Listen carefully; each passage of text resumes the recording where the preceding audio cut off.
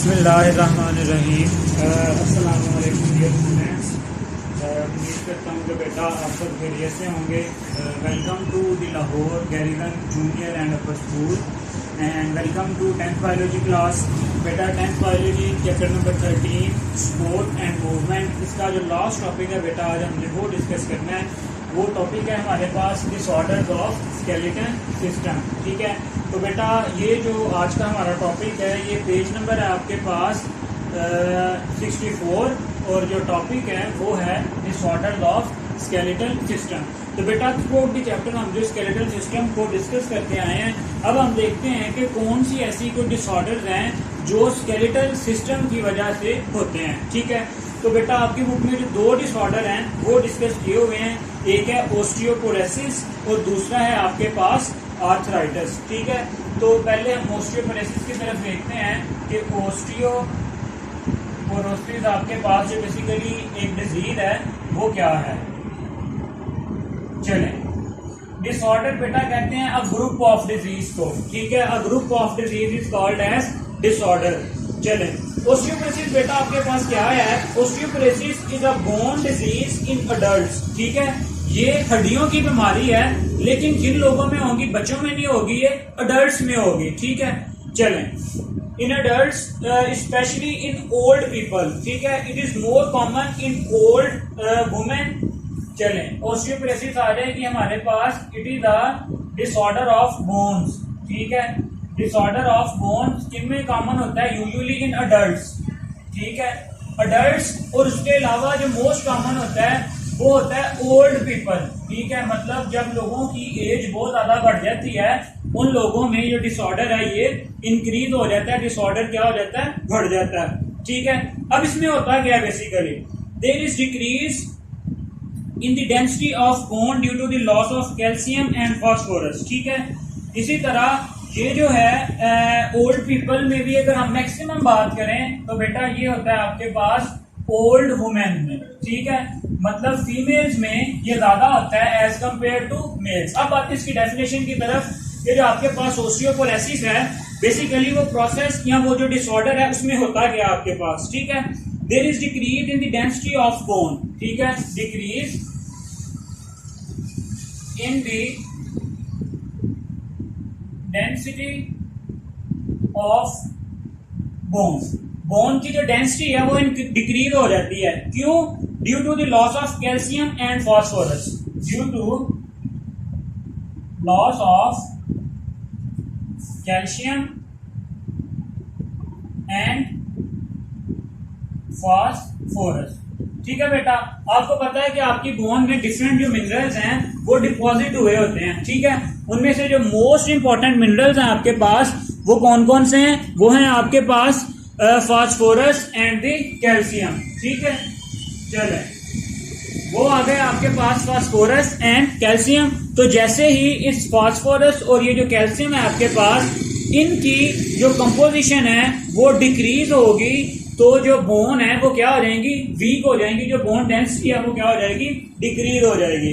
ठीक है, अब आते हैं इसके डिफरेंट रीजंस पे कि जो इसकी डिफरेंट रीजंस हैं वो क्या हो सकती हैं। ठीक, चलें, तो बेटा हम ये बात कर रहे थे कि कैल्शियम और जो फास्फोरस हैं वो डिपॉजिट होते हैं, जिस वजह से जो ही उनकी जो डेपोजिशन है वो कम होती है तो जो बोन की डेंसिटी है वो क्या हो जाती है, डिक्रीज हो जाती है। अब आते हैं बेटा इसकी कॉजेज की तरफ कि ये जो आपके पास ओस्टियोपोरोसिस है इसकी कॉजेज क्या क्या हो सकती हैं, इसकी वजूहात क्या हैं। तो बेटा इसकी सबसे इंपॉर्टेंट एक वजह है वो ये है malnutrition, lack of protein and vitamin सी।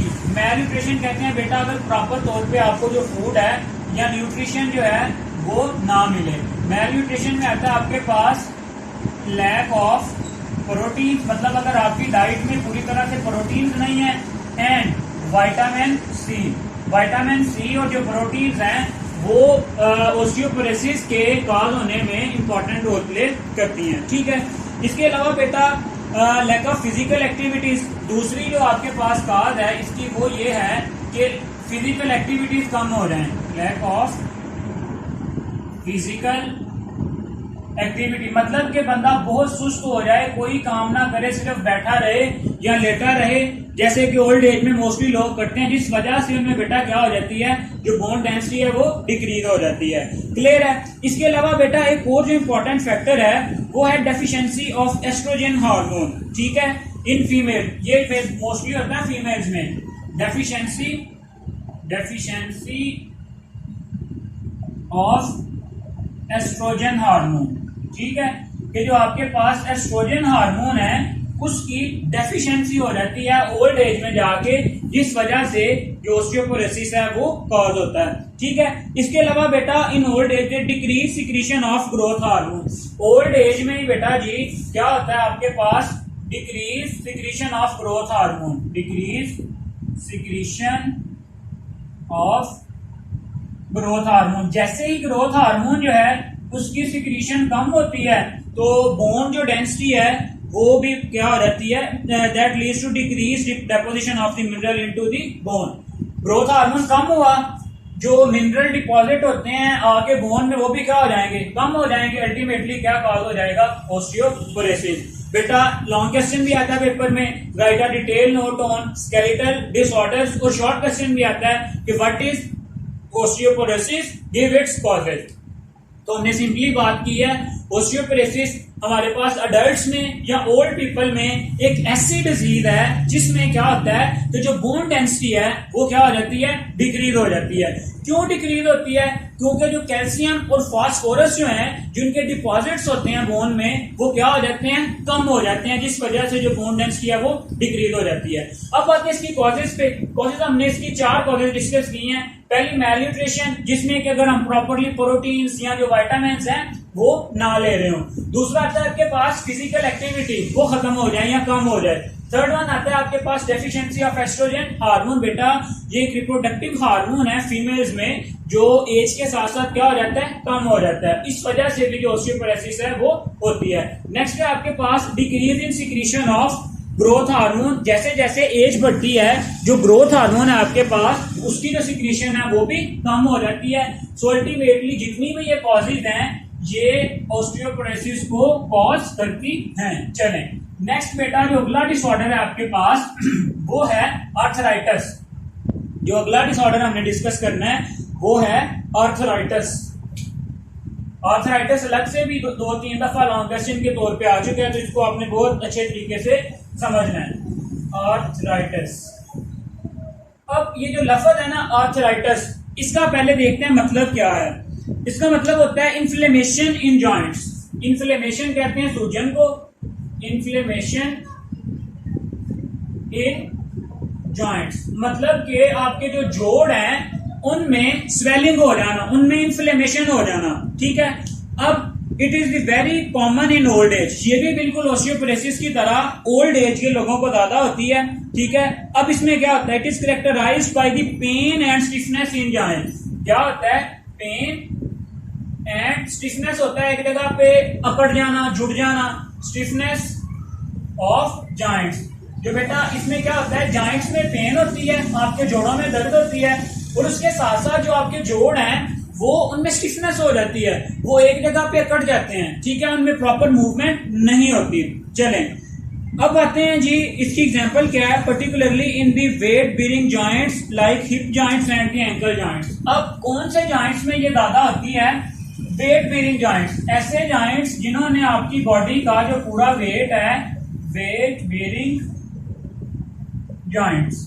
अब वो कौन से आते हैं आपके पास, वो आते हैं आपके पास हिप जॉइंट्स। ठीक है, और इसके साथ साथ जो है आपके पास नी जॉइंट्स, आपके टखने के, और जो है आपके जो हिप जॉइंट्स हैं वो घुटने के और हिप जॉइंट्स जो हैं वो इसमें इंक्लूड होते हैं।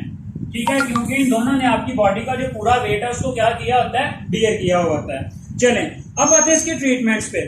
ये तो हो गया सिंपली वो क्या है आर्थराइटिस, और इसमें सिचुएशन किस तरह से होती है। ट्रीटमेंट पे आते हैं जी, इसका ट्रीटमेंट क्या है। अब देखें इसका सिंपलेस्ट ट्रीटमेंट ये है कि क्या होती है, पेन होती है, इस वजह से हम इसमें क्या देते हैं, पेन किलर दे देते हैं। ठीक है, पेन किलर यूज की जा सकते हैं। या क्या होती है, इन्फ्लेमेशन होती है, तो इन्फ्लेमेशन के लिए बेटा जी एंटी इन्फ्लेमेटरी जो आपके पास मेडिसिन हैं वो हम यूज कर सकते हैं। कौन सी? एंटी इंफ्लेमेटरी मेडिसिन, ठीक है, वो भी हम क्या कर सकते हैं? यूज कर सकते हैं। क्लियर है? चलें, ये सिंपलेस्ट शॉर्ट क्वेश्चन के पॉइंट ऑफ व्यू से आ गया what is arthritis, give its treatment. अब आते हैं बेटा इसकी टाइप्स पे। इसकी फर्दर जो है 3 टाइप्स यहाँ पे डिस्कस की गई हैं, वो बेटा हम देख लेते हैं। पहली टाइप है ओस्टियो आर्थराइटिस। पहली टाइप है आपके पास ओस्टियो आर्थराइटिस। अब देखते हैं कि ये जो आर्थराइटिस है ये किस वजह से होता है, या इसमें क्या होता है। ओस्टियोआर्थराइटिस है जो आपके पास, it is due to the degeneration of cartilage. क्या किस वजह से होता है? ये degeneration of cartilage between the bones. बेटा हमने डिस्कस किया था कि बोन्स के दरमियान में एक स्पेसिफिक कनेक्टिव टिश्यू होता है जिसको हम क्या कहते हैं? कार्टिलेज कहते हैं। अगर वो कार्टिलेज कम हो जाए या खत्म हो जाए तो बेटा ओस्टियोआर्थराइटिस क्या होगी? कॉज होगी। क्लियर है? ठीक है। ड्यू टू द डिक्रीज और due to decrease in lubricant production, या दूसरी इसकी रीजन हो सकती है डिक्रीज इन लुब्रिकेंट प्रोडक्शन। अच्छा, अब ये बात आप देखें कि जहां पे बेटा आपके जॉइंट्स हैं वहां पे उन जॉइंट्स की प्रॉपर मूवमेंट करवाने के लिए क्या होता है? वहां पे फ्लूइड प्रेजेंट होता है, वहां पे फ्लूइड की प्रोडक्शन होती है। अब इसमें क्या होता है ओस्टियोआर्थराइटिस में कि वो जो फ्लूइड है उसकी जो प्रोडक्शन है वो क्या हो जाती है? कम हो जाती है, डिक्रीज हो जाती है या खत्म हो जाती है, जिस वजह से ओस्टियोआर्थराइटिस होता है। ठीक है। A fusion of bone at joint में अकर, ठीक है, जिसके नतीजे में जब ये कार्टिलेज खत्म हो जाएगा तो जो बोन्स हैं वो क्या हो जाएंगी? फ्यूज कर जाएंगी।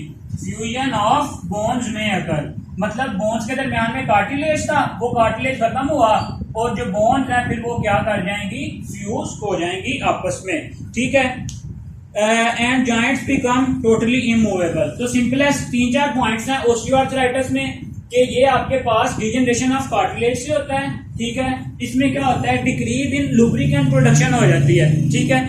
इसके अलावा जो जैसे ही आपके पास कार्टिलेज रीजनरेट होगा तो जो बोन्स हैं वो क्या कर जाएंगी? आपस में फ्यूज कर जाएंगी। क्लियर है? चलें, नेक्स्ट जो टाइप है बेटा आपके पास वो है रूमेटॉइड आर्थराइटिस। नेक्स्ट जो टाइप है आपके पास वो है रूमेटॉइड आर्थराइटिस। पेपर में ये अलग से शॉर्ट क्वेश्चन भी पूछे जाते हैं, differentiate between osteoarthritis and the rheumatoid arthritis. तो अब हम देखते हैं रूमेटॉइड आर्थराइटिस।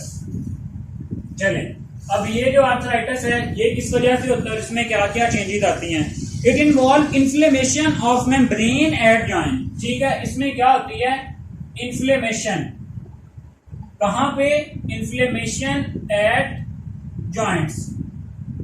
ठीक है। जो आपके जॉइंट्स हैं उनकी जो मेम्ब्रेन है वहां पे क्या हो जाती है? Inflammation at joints membrane. जो जॉइंट्स की आपके पास मेम्ब्रेन होती हैं वहां पे इन्फ्लेमेशन हो जाती है, स्वेलिंग हो जाती है, सूजन हो जाती है। ठीक है। अब इसकी सिम्टम्स क्या हैं? Fatigue, low grade fever, pain and stiffness. अब इसकी सिम्टम्स यहां पे बेटा शो की गई हैं। सिम्टम्स में पहले आ रही है फैटीग। क्या फैटीग से क्या मुराद है? थकावट। फिर आता है आपके पास low grade fever. Low grade fever मतलब बुखार, आहिस्ता या हल्का सा आपको बुखार रहता है। फिर क्या है जी? Pain and stiffness in joints. Pain and stiffness in joints. Clear हो गया? चलें, ये क्या है आपके पास? Inflammation at joints membrane. Symptoms क्या हैं? Fatigue, low grade fever, pain, stiffness in joints. चलें, नेक्स्ट जो बेटा आपके पास है वो है, इसकी थर्ड जो टाइप है वो है आपके पास गाउट, जिसको हम कहते हैं गाउट। अब देखते हैं कि इसमें क्या होता है और ये कहां किस वजह से होती है। It is characterised by the accumulation of uric acid crystals in movable joints. क्या किसकी वजह से? Due to accumulation of what? Accumulation of uric acid crystals. मतलब ये जो यूरिक एसिड क्रिस्टल्स हैं उनकी अक्यूमुलेशन की वजह से ये कॉज होती है। कहां पे ये क्रिस्टल्स अक्यूमुलेट होते हैं? इन मूवेबल जॉइंट्स, इन जो आपकी बॉडी के मूवेबल जॉइंट्स हैं वहां पे यूरिक एसिड क्रिस्टल्स एक्यूमुलेट हो जाते हैं और क्या कॉज करते हैं? गाउट कॉज करते हैं। ठीक है। It generally attack the toe joints, मतलब जो आपकी एड़ी है पांव की, ये उसको ज्यादातर अटैक करता है। ठीक है। Usually attack toe joints. ठीक है। चलें, दिस इज मतलब पाँव को ये ज्यादा आपके अटैक करता है। तो ये बेटा आपके पास 3 डिफरेंट जो टाइप्स थी आर्थराइटिस की, वो भी हमने 1 बाय 1 डिस्कस कर ली हैं। ठीक है। कि इसमें जो आपके पास पहले हमने ओस्टियो आर्थराइटिस देखी, फिर हमने रूमेटॉइड आर्थराइटिस देखी, अब हमने लास्ट में जो है वो गाउट को भी डिस्कस किया है। ठीक है बेटा, आज के लेक्चर में हमने डिसऑर्डर्स ऑफ स्केलेटन सिस्टम कितने थे? वो 2। कौन कौन से? पहला था ओस्टियोपोरोसिस, जिसमें क्या होता था? बोन डेंसिटी जो क्या थी वो डिक्रीज हो जाती थी। क्यों डिक्रीज हो जाती थी? Due to the decrease deposition of the minerals. Mineral कौन कौन से? आप कह सकते हो फास्फोरस एंड दी कैल्शियम। ठीक है।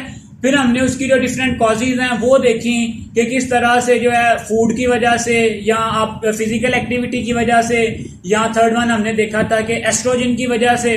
डिफरेंट हमने उसकी भी कॉजेज देखी। फिर हमने डिटेल में आर्थराइटिस को देखा है कि पहले आर्थराइटिस क्या है, वो हमने देखा है कि इन्फ्लेमेशन ऑफ जॉइंट्स है। ठीक है।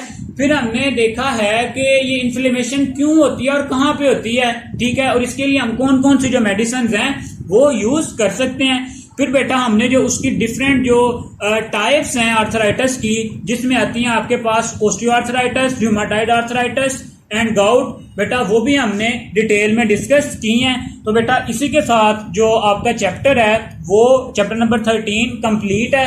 बेटा छोटा सा चैप्टर है लेकिन बहुत इंपॉर्टेंट है। पेपर में मस्ट लॉन्ग क्वेश्चन यहाँ से आना है, शॉर्ट क्वेश्चन भी आने ही आने हैं। ठीक है। छोटा है, आसान चैप्टर है, तो बेटा इसे आप अच्छे से प्रिपेयर करें। 4-5 पेजेस का चैप्टर है, 1-2 घंटे बैठे तो आप इसे जो है कवर कर जाएंगे। तो बेटा अपना जो है स्टडीज इन पे फोकस करें, अपना प्रॉपर टाइम दें इन्हें। ठीक है। जैसे ही बेटा आपके स्कूल ओपन होंगे तो फिर आपके पास इतना टाइम नहीं होगा कि आप जो पहले वाला जो आपका पिछला काम है वो भी कवर करें और नेक्स्ट जो आपको करवाया जाएगा वो भी करें। सो बेटा साथ साथ पढ़ें। ठीक है। अपनी स्टडीज पे फोकस करें ताकि बाद में बेटा आपके लिए किसी भी किस्म की कोई भी मुश्किलात ना हो। ठीक है। और आपको तो ये भी पता है आपके एग्जाम्स भी नहीं हुए, तो जो आपकी नंबरिंग होनी है, ग्रेडिंग होनी है, वो भी आपकी 10th की बेस पे ही होगी। तो बेटा आपने जो 9th वाली कसर है वो भी यहाँ पे आपने पूरी करनी है। तो चैप्टर कंप्लीट है। एक्सरसाइज आप खुद से सॉल्व करने की कोशिश करें। ठीक है। जहां पे अगर कोई प्रॉब्लम आए तो बेटा वो मुझसे पूछ लें। फिर नेक्स्ट लेक्चर में इंशाल्लाह जो है हम नया चैप्टर शुरू करेंगे। ठीक है। तब तक के लिए अल्लाह हाफिज।